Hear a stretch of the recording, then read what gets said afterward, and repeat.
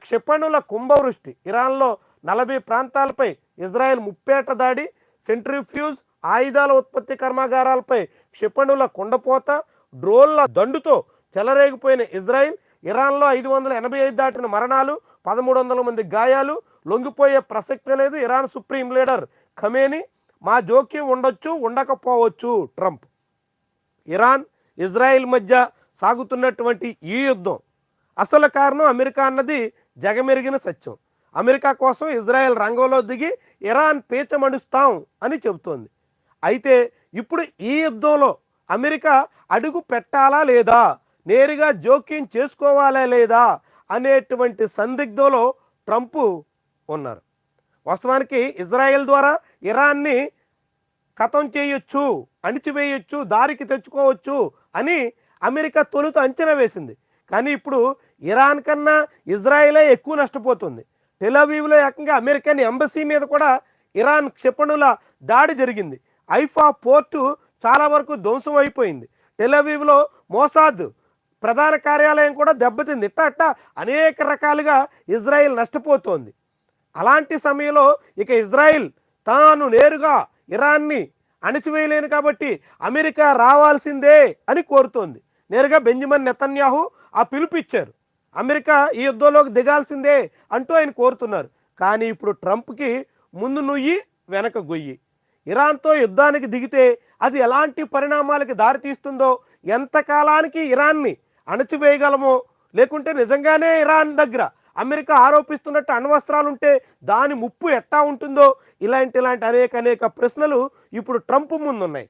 అదే సమయంలో అమెరికాలోనే ట్రంప్ ప్రభుత్వానికి వ్యతిరేకంగా లక్షల మంది జనం రోడ్ల మీదకి వచ్చి ఆందోళన చేస్తున్నారు. 6 నెలల్లోనే ఒక ప్రభుత్వం ఎంత వ్యతిరేకతను ఎదుర్కోవాలో అంతా ఇప్పుడు ట్రంప్ చవిచూస్తున్నాడు. అలాంటి తరుణంలో ఇప్పుడు యుద్ధానికి దిగి అసలే అంతంత మాత్రంగా ఉన్న అమెరికా ఆర్థిక వ్యవస్థను మరింతగా కుదేలు చేసే ప్రయత్నానికి సిద్ధం కావాలా, లేదంటే యుద్ధాన్ని ప్రస్తుతానికి ఇజ్రాయెల్ రూపంలోనే కొనసాగిస్తూ ఇజ్రాయెల్కి ఆయుధ ఇతర అనేక రకాలుగా సహాయాన్ని అందిస్తూ దీన్ని నడిపించాలా అనేటువంటి విషయంలో అమెరికన్ గవర్నమెంట్ సంశయంలో ఉంది. ముందా వెనక ముందా అని ఇంకా ఏది ఒక నిర్దిష్టమైనటువంటి నిర్ణయానికి రాలేకపోతుంది. ఈ తర్వాత పరిణామాలు ఎట్లా ఉంటాయో అనే దాని మీద అమెరికా చాలా దీర్ఘంగా ఆలోచిస్తుంది. ఎందుకంటే మొన్న టారిఫ్ యుద్ధానికి దిగి ట్రంప్ ప్రభుత్వం భంగపడింది. చైనా మీద ఏకంగా 300% పైబడి మేము టారిఫ్ విధిస్తాం అని చెప్పినటువంటి ట్రంప్ ఆ తర్వాత తోక ముడుచుకోవాల్సి వచ్చింది. ఎందుకంటే చైనా కూడా అదే రీతిలో టారిఫ్కి సిద్ధపడింది. అది పైగా అమెరికాకే ఎక్కువ నష్టాన్ని తెచ్చే అంశంగా మారుతోంది.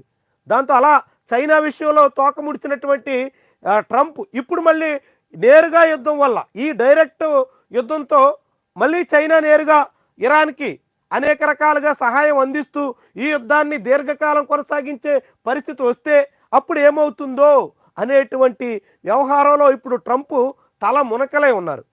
స్వయంగా ట్రంప్ చెప్పాడు విపక్షంలో ఉన్నప్పుడు, నేనే కనుక అమెరికా అధ్యక్షుడే ఉంటే యుక్రెయిన్ రష్యా మధ్య యుద్ధం రాకపోయేది, యుద్ధం వరకు వెళ్ళేది కాదు అంటూ ఆ రోజు శాంతి వచనాలు పలికే ట్రంప్.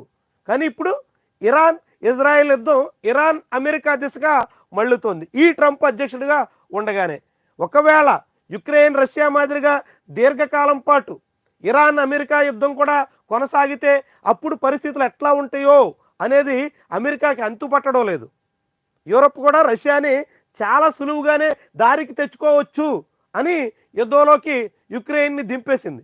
ఇప్పుడు యుక్రెయిన్ ఎటు కాకుండా అయిపోతుంది. యూరప్ ఏమో అనేక రకాలుగా నష్టపోతోంది. నష్టం పోయినా చివరికి రష్యా దారికి వస్తుందా, దిగి వస్తుందా, ఓటమి పాలవుతుందా అంటే అదేమీ సాధ్యమయ్యే పరిస్థితి కనిపించట్లేదు. దీంతో ఇప్పుడు యూరప్ తల్లడిల్లిపోతున్నట్టుగా రేపు అమెరికా కూడా ఈ యుద్ధంలో దిగి తలమునకలై ఆ తర్వాత కొట్టుమిట్టాడాల్సిన పరిస్థితి వస్తుందా అన్నది ట్రంప్కు ఇప్పుడు ఎదురవుతున్నటువంటి ప్రధాన ప్రశ్న. అందుకే ఈ యుద్ధం ఏదో మాటల వరకు నడుస్తుందే తప్ప అంత త్వరగా ముగిసిపోయేటువంటి రీతిలో అయితే కనిపించట్లేదు. అయితే నిజంగా అమెరికా అడుగు పెడితే మాత్రం మరొక దశకి చేరినట్టే, అది చాలా తీవ్రంగా ఉంటుంది. దాన్ని ఇరాన్ ఎంతకాలం నిలువరించగలదు అన్నది మాత్రం పెద్ద ప్రశ్న.